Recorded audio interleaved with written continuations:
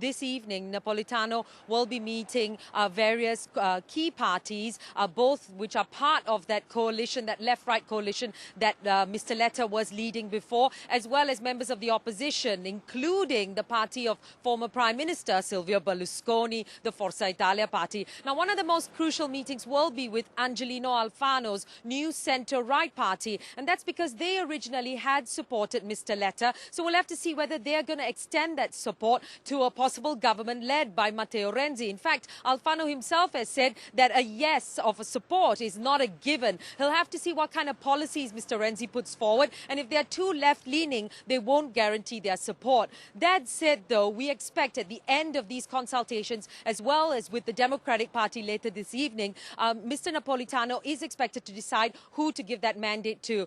The media here in Italy are saying it could happen this evening, tomorrow, or perhaps Napolitano will take an extra day and then decide to hand that mandate to Matteo Renzi. Now, even if Matteo Renzi does get that mandate, he still needs to ensure that he has a government in place. So lots of talk in the media as well as to who's going to take part in the various ministries of a possible cabinet led by Matteo Renzi. And even if he is in government, we'll have to see, will he be able to do anything different from Letta, considering he will have a very similar coalition? That's what a lot of Italians are asking as well. It's interesting to note, look, as you said, convicted of tax fraud, expelled from parliament and banned from holding public office. And yet later today, we're going to see him here at the presidential palace taking part in talks to decide on the prospects for a new government. It does seem very shocking, as well as the idea, of course, that you've got 3 unelected prime ministers within the space of 2 years here in Italy. But all that said, though, even though he's banned from public office,